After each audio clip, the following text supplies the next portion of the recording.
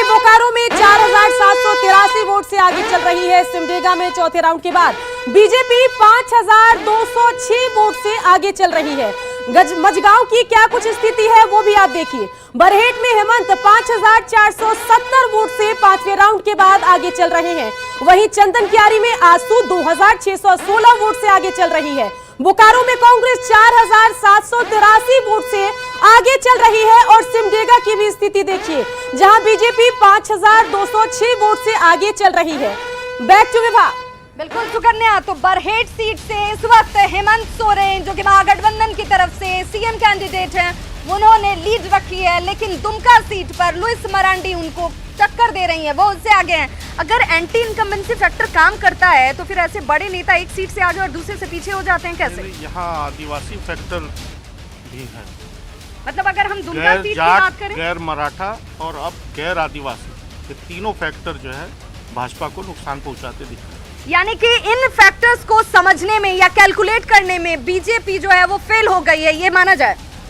ऐसा हम नहीं मानते, क्योंकि दुमका का जो बनावट है वहाँ आदिवासियों से ज़्यादा गैर आदिवासियों की संख्या है, इसलिए आदिवासी लुइस मरांडी वहाँ से जीत रही है। पिछले बार भी जीती और इस बार भी जीतती हुई दिखाई दे रही है। बरहेट पूर्ण रूपेण आदिवासी बहुल है इलाका है और वो गढ़ है झारखंड मुक्ति मोर्चा। बिल्कुल, तो ऐसे में ये एक एक सीट जो है अब बहुत खास हो जाती है। एक एक सीट पर सबकी निगाहें टिकी हैं और उस एक सीट पर कौन से वो समीकरण है जिन समीकरणों के आधार पर नेता यहाँ से जीत या हार जो है वो अपने तय करने वाले हैं। सीधे रुख करेंगे रांची का, और रांची से हमारे साथ लगातार गेस्ट पैनलिस्ट जुड़े हुए हैं और डॉक्टर अरुण उरांव जो है हमारे साथ इस वक्त लाइव जुड़े हुए हैं। डॉक्टर अरुण उरांव, आपसे ही जानना चाहूंगी इस रुझान पर आपकी पहली प्रतिक्रिया, बिल्कुल साफ और क्लियर।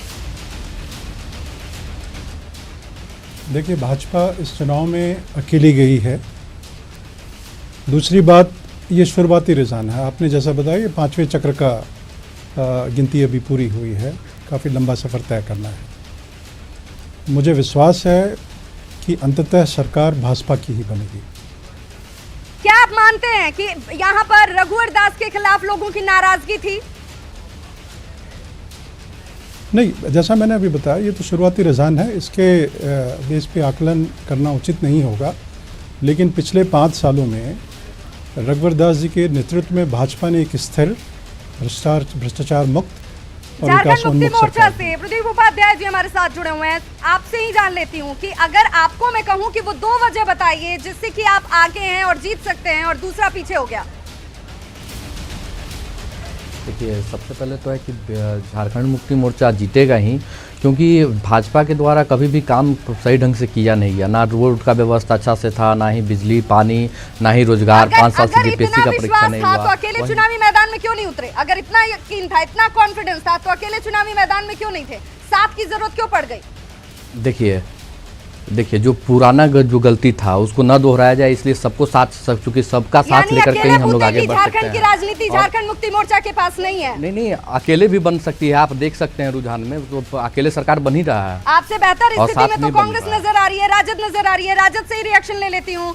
आपसे मैं जानना चाहूँ तो आपको लगता है कि अगर ज्यादा सीटें आपके पास होती तो आप और ज्यादा सीटों पर बढ़त में आगे होती? देखिए, क्या होती नहीं होती उस पर हम लोग विश्वास नहीं करते। अभी क्या हो रहा है उसको देखिए। क्योंकि बार बार ये कहा जाता है कि गठबंधन क्या जेएमएम को अपने पे विश्वास नहीं था, या फिर ये मान लीजिए कि एंटी इनकम्बेंसी फैक्टर था जिस वजह से राजद को ये सीटें रुझानों में मिली हैं। जी नहीं, बिल्कुल क्या बोली? एंटी इनकम्बेंसी फैक्टर का फायदा कहीं ना कहीं राजद को मिला है। नहीं, देखिए वो बात तो सही है, लेकिन जो ये मैं पहले आपके बात का जवाब दे दूं कि ये बात नहीं है कि कोई कम है। क्योंकि हमारा मुद्दा एक था, इसलिए हम साथ में हैं। और उससे बेहतर है हम लोगों का गठबंधन जो समय देख के किया जाता है, बाद में किया जाता है, समय देखकर किया जाता है। बिल्कुल सही कहा आपने कि टाइमिंग बहुत महत्वपूर्ण हो जाती है। राजेश तोमर, आपसे ही जानना चाहूंगी, क्या आपको ये लगता है कि इस बार जो गलती लोकसभा चुनाव में महागठबंधन ने की थी वो इस बार नहीं दोहराकर उन्होंने कहीं ना कहीं माइलेज लिया है? देखिए विभा, चूंकि लोकसभा चुनाव में मोदी जी एक बहुत बड़े फैक्टर थे, प्रधानमंत्री के तौर पे थे। अगर आप जिस तरह से आपने चर्चा की कि दुमका और बरहेट में कहीं पे हेमंत आगे हैं और कहीं पे पीछे हैं, उसके पीछे कारण यही है क्योंकि जब स्थानीय मुद्दों को आप देखते हैं, स्थानीय सरकार को आप देखते हैं, तो फिर जनता का जो मन है कुछ अलग तरीके से उसमें लोग वोटों की तरफ जाते हैं। और जो पार्टियों की तरफ रुझान है वो भी कहीं ना कहीं जो स्थानीय आपके नेता होते हैं, जो स्थानीय प्रत्याशी होते हैं, उसका भी असर दिखता है। यहाँ पर बरहेट और दुमका उसका एक सबसे बड़ा एग्जाम्पल है। जिस दुमका में गुरुजी, जो कि वहाँ पर उनका अवैध किला था, वहाँ पर सुनील सोरेन चुनाव को जीते थे भाजपा से, उसी जगह पे फिर से जो लुइस मरांडी हैं इस बार चुनाव तो में बिल्कुल वो हम पहुंचेंगे, अपने गेस्ट पैनलिस्ट से जुड़ेंगे भी और ये भी जानेंगे कि क्या सचमुच जो ये रुझान है, इन रुझानों के बाद परिणाम भी ऐसे ही आएंगे और इन परिणामों के पीछे की वजह क्या होगी। फिलहाल हम आपको आंकड़े एक बार फिर से रिमाइंड कराएं, एक बार फिर से बताएं। 40 पर झारखंड मुक्ति मोर्चा